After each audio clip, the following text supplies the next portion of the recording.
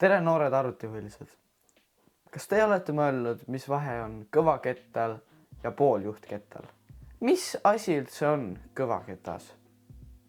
Mis asi üldse on pooljuhtketas? Kõvaketas ja pooljuhtketas on arvuti salvestusmälu tüübid. Kõvaketas ehk HDD on vanem tehnoloogia ja sellepärast on ta aeglasem ja võib teha häält.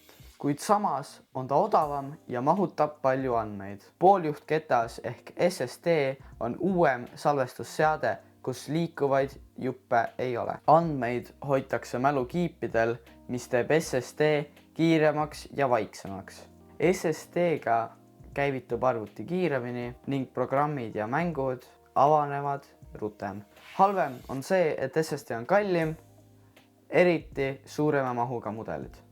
Lühidalt öeldes on kõvaketas parem, kui sul on vaja palju odavat salvestusruumi. SSD sobib paremini, kui arvutis ei ole piisavalt palju ruumi suureks kõvakettaks või kui on oluline kiirus.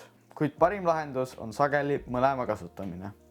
SSD operatsioonisüsteemi jaoks ja kõvaketas failide salvestamiseks. Järgmises videos seletan ära, mis asi on muutmälu.